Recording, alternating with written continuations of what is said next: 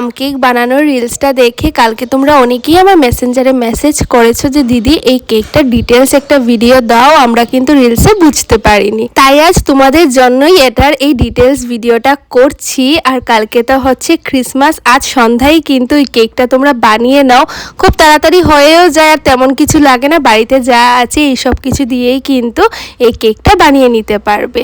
তো প্রথমেই হচ্ছে এখানে আমি কিছুটা অরেঞ্জ জুস বের করে তার হচ্ছে খোসাটাকে একদম গ্রেট করে দিয়ে দিলাম আর পছন্দ মতো ড্রাই ফ্রুটসগুলো দিয়ে ভিজিয়ে রেখে দিয়েছি 2-3 ঘন্টার জন্য। তারপর একটা বোলের মধ্যে 1 কাপ দুধ, 1 কাপ চিনির গুঁড়ো, 1/2 কাপ রিফাইন্ড অয়েল, একটু ভ্যানিলা এসেন্স দিয়ে মিশিয়ে তার মধ্যে 1 কাপ ময়দা দিয়ে ভালো করে মিশিয়ে নিতে হবে যাতে একদমই লাম্পস না থাকে।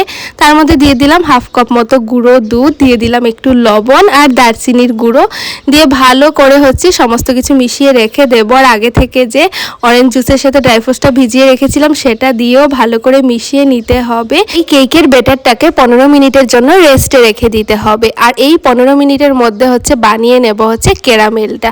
ভালো করে ফ্রাই প্যানটা গরম হয়ে গেলে তার মধ্যে চিনিটা দিয়ে দেব। চিনিটা যখন ভালো করে একদম গলে যাবে তার মধ্যে জল দিয়ে দেব আর দিয়ে হচ্ছে এটাকেও ব্যাটারটার মধ্যে ঢেলে দেব। তারপর এই ক্যারামেলটাকেও ভালো করে মিশিয়ে নেব, তাহলে কিন্তু কেকের কালারটা খুব ভালো আসে। এবার কেকটাকে বানানোর জন্য কেক মোল্ডের মধ্যে হচ্ছে ভালো করে অয়েল বা বাটারটা ব্রাশ করে নিতে হবে। যেহেতু আমার কাছে বাটার পেপার নেই সেজন্য কিন্তু আমি অয়েলটাকেই ভালো করে ব্রাশ করে নিয়েছি। আর এখন হচ্ছে এই ব্যাটারটার মধ্যে দিয়ে দিতে হবে বেকিং পাউডার, বেকিং সোডা আর ভিনিগার দিয়ে ভালো করে হচ্ছে সমস্ত কিছুকে মিশিয়ে নিতে হবে, না হলে কিন্তু ভালো করে কেকটা ফুলবে না। এবার দেখো ভালো করে পুরোটা ব্যাটারের সাথে মিশিয়ে নিলাম। আর তারপর কিন্তু একদমই লেট করবে না, একদম তাড়াতাড়ি করে হচ্ছে এই হচ্ছে কেক মোল্ডটার মধ্যে এটা দিয়ে দিতে হবে। দিয়ে তারপর হচ্ছে এটাকে বসিয়ে দিতে হবে। প্রেসার কুকারেও বসাতে পারো আর ওভেন থাকলে ওভেনেও বসাতে পারো। আমি তো কড়ার মধ্যে ভালো করে বসিয়ে দিয়েছি। এটার মধ্যে আমি কেক বানাই, বেশ ভালোই হয় কেকটা। আর কেকটা যখন প্রায় 20 মিনিট মতন হয়ে গেল তার মধ্যে কিন্তু ড্রাই ফ্রুটসগুলোকে সাজিয়ে দিয়ে দিলাম।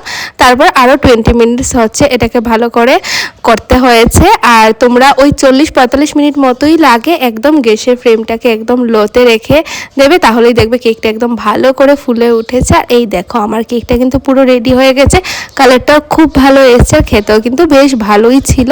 আমি তো কখনোই কেক ট্রাই করিনি, আমার কাঁচা হাতেই ফার্স্ট টাইম যতটুকু হয়েছে আমি তো বেশ খুশি। আর আশা করি তোমরাও যারা কখনো বানাওনি তোমরাও এইভাবে বানিয়ে দেখো, তোমাদেরটাও খুব ভালো হবে।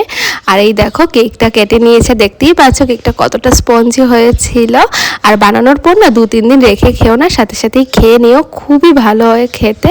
তো চলো আজকের মতো টাটা, দেখা হচ্ছে আবার নতুন কোনো ভিডিওতে তোমাদের সাথে।